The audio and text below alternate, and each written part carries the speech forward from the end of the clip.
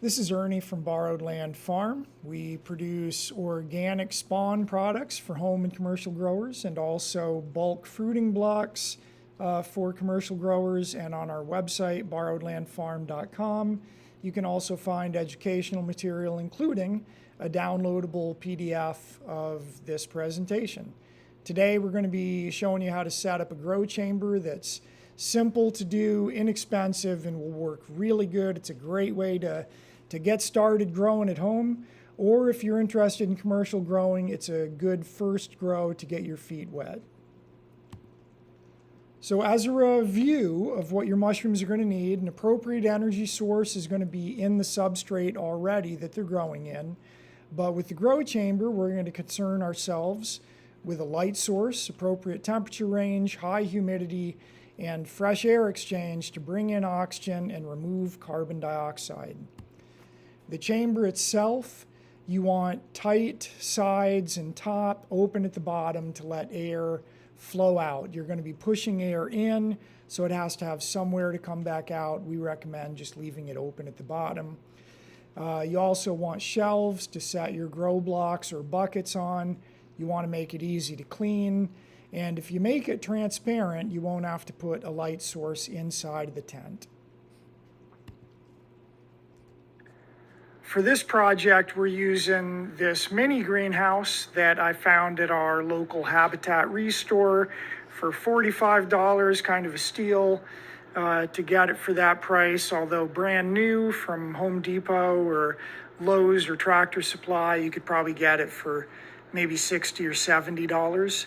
But this is a pretty ideal situation for a small scale grow chamber. This would let you do 15 to 20 pounds per week or more of fresh mushrooms. All right, so we've got our chamber. Now for the light source, if you have to use artificial light, you want to look for cool white or cold white light. So that's the higher temperature ranges, like 4,000 K to 6,000 K is what you look for if you have to use a bulb on that. But you may not need to use any light source at all if you have windows. For our growing chamber, we're going to have to use artificial light because we are inside of a building that does not have windows. But since we've got this clear growing chamber, the ambient light will be fine. And the ambient light that we have in here is these pretty high strength, cool LED lights. This light is going to be plenty for mushrooms to grow just fine. If we were in a room that had ambient light coming in windows, as long as you can see well inside in the day from the ambient light coming in the windows, it's going to be plenty for mushrooms. All right, so we've got the easiest parts taken care of. We've got a chamber, and if you don't have a greenhouse type of thing like that, any set of shelves that you can just wrap plastic around will mimic a greenhouse, and that'll be fine. But now we're up to the next part with this, which is temperature. As long as you're growing inside of a temperature-controlled house, this is easy. If you're trying to grow in an outbuilding, you're going to have more issues with being able to maintain that temperature. But I recommend starting inside of an already climate-controlled building if possible. If you start with mushrooms that grow well at normal room temperatures, that's ideal. And really, most of the gourmet mushrooms that we deal with grow really well right at room temperature, like oysters and lion's mane. Humidity is the first real challenge. The ideal humidity for growing mushrooms tends to be around 90%. And the way to get humidity up, the easiest way, is just to get an ultrasonic humidifier. They always have these at thrift stores. They generally cost $5. They generally work just fine. And you can set it up on a controller so that a regular ultrasonic humidifier can actually function to maintain a specific range instead of just dumping humidity in all the time. A pre-wired humidity controller is what we're going to be using. It's really easy to use. It costs about $40. But you can also get ones that you wire yourself for about $15 and just wire it into an extension cord. It's not that hard to do, but to me it's worth spending the $40 for a pre-wired one. All right, so I've got a humidifier set up in our tent now, and this is just a regular home ultrasonic humidifier like you could get at Walmart or Target. I recommend just getting one at Goodwill or Salvation Army, though. It'll cost you about $5, and easy to replace, easy to pick up a couple of spares just to have on hand in case anything happens to this one. But I've got it running full blast, and it's not going to be running all the time, though. Right now, it is running based on the need to get more humidity in here. I've just turned it on, and it's sensing down here on the other end of the chamber is a humidity sensor that's also going to this Inkbird humidity controller. And this humidity controller is sending power based on the humidity inside that chamber to the humidifier. So it's set to 92% relative humidity. Right now, on the video, this looks weird because of, I guess, the frame rate, but it's set to 92% humidity. When it gets up to 92%, it'll kick off, but right now it's at 54.3, 54.4, it's going up. It'll kick off at 92 and it'll drop down to 88 the way we've got it set, and then it'll kick back on again. So this is going to maintain that humidity. The great thing is where I've got this set up, I can see that the humidity is blowing up into the tent so that when we get our airflow set up, hopefully it'll entrain this humidity and spread it around in the humidity or in the growing chamber. All right, so we've got our chamber, we've got light taken care of, temperatures taken care of, we've got a way to get humidity in there. The last piece of this puzzle is fresh air. Our goal is keeping carbon dioxide levels low. This is the same kind of thing in people. Our need to breathe mainly comes from an indication of high carbon dioxide levels in our blood, and high carbon dioxide levels for mushrooms indicate that they're not in fresh air, and so they're going to grow longer stems generally.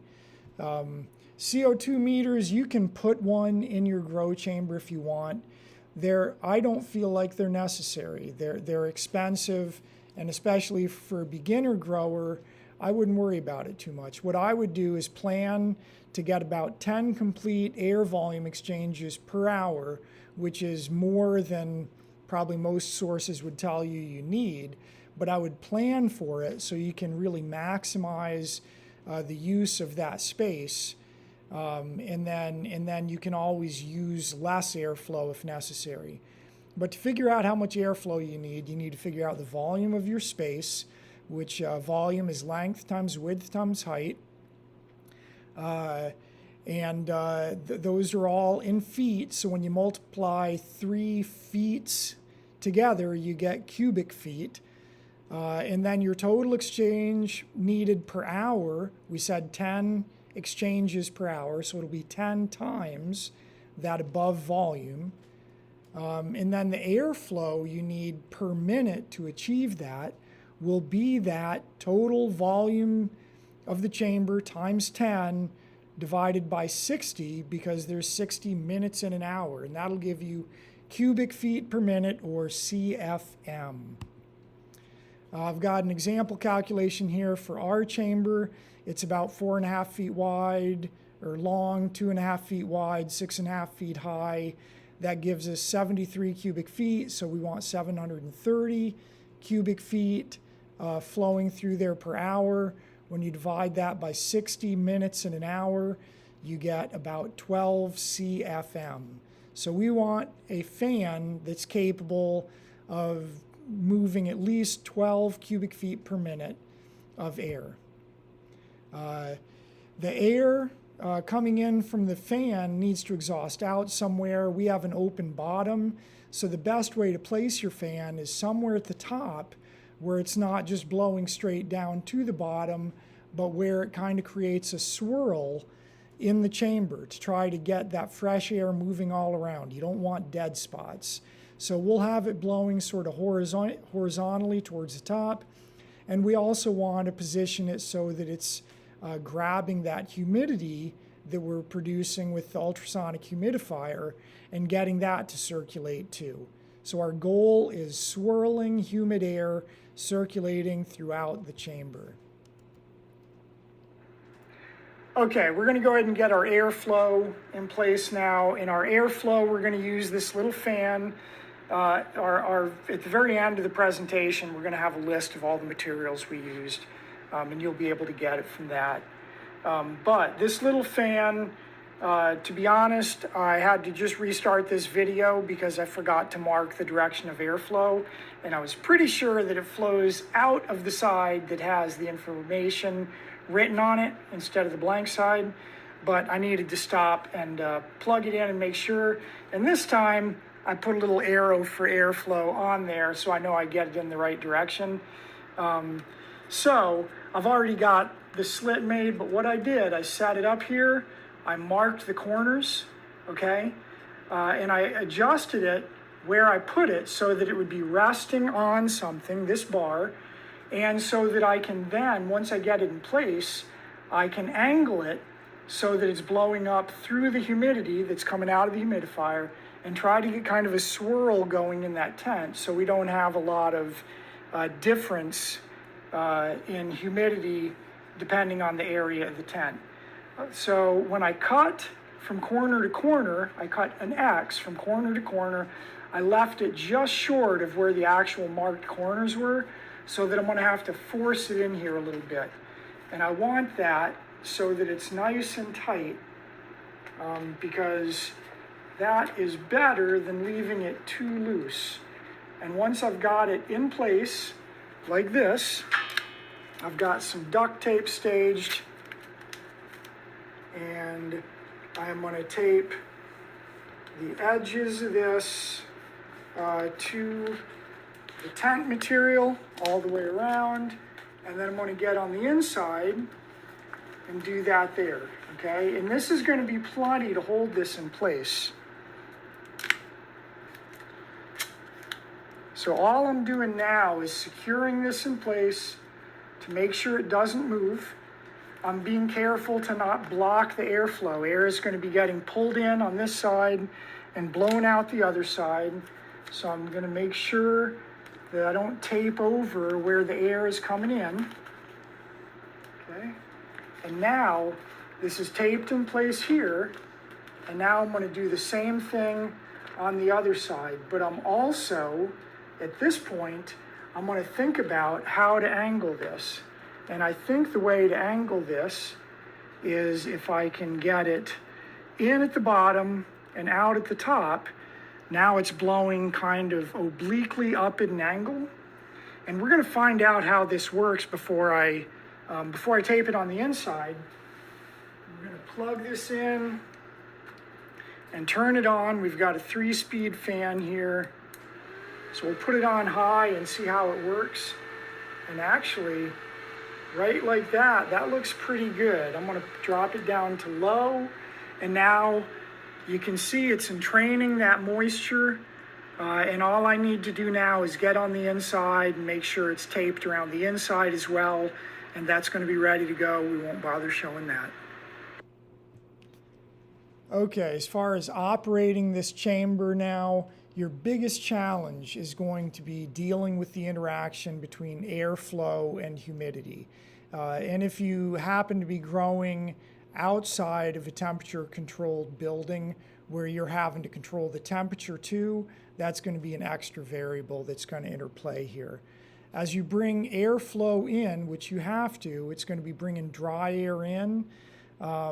If you're not in a temperature-controlled area, it's going to be bringing non-temperature controlled air in too. And so that's going to challenge you to maintain that humidity and the temperature inside there. It's removing the humid air as the dry air is coming in.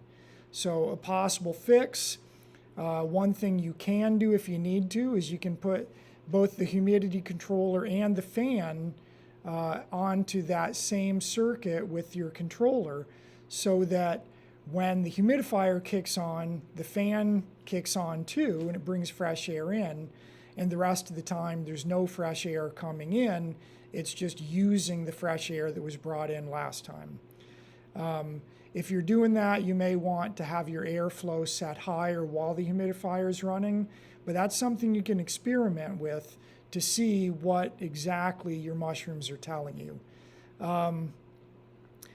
Prioritize what your mushrooms tell you over what your meters tell you. It doesn't matter if you have a humidity sensor that's telling you that the humidity is 92%, but your mushrooms don't look healthy, they look dry.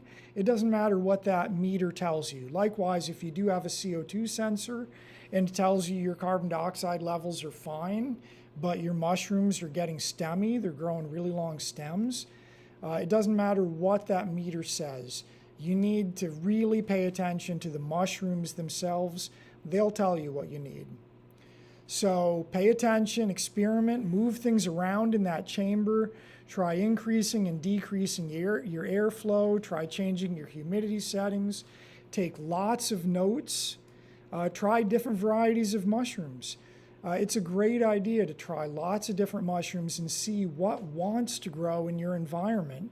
And you'll be better off growing the things that want to grow rather than trying to force something that doesn't like your environment for whatever reason, trying to force it to work. But importantly, change one variable at a time, because if you change a lot of things at once, you won't know which one was the key factor. We've got a supply list here for all the things that we're using for our chamber. If you need to, you can pause it here and look at this, or download the PDF off of our website. You can look at it there. As far as maintaining this chamber, the best thing you can possibly do is get yourself comfortable with recognizing when the mushrooms are mature and pick them a little bit early. There's a tendency for people to want to let them grow just a little bit longer and let them get a little bit bigger. In truth, that last little bit of growth is more maturing than it is actual growth. They're not really going to get more massive. They're just going to open up and drop a whole bunch of spores that are going to make a big mess and gum up your humidifier and your fan. So pick them earlier rather than later. They'll also last longer if you don't use them right away. Regularly clean that chamber. Spray it down with a hydrogen peroxide solution and keep it clean. A clean chamber grows happy mushrooms. That is absolutely right. Okay, we've got a grow tent ready to go now. This is ready to start growing mushrooms. All in, the longest part of our setup was setting up the tent in the first place, which I didn't bother showing you. But that took maybe 20-25 minutes. Getting the humidifier in there took about 5 minutes. Setting up the airflow took maybe 10 minutes. That's it. This is easy to do, inexpensive. You can definitely do this, and it's ready to grow. And in our next video, we're going to be showing you how to make your first mushroom fruiting bucket using straw. And we'll end up setting that up in here, and we'll see how it does.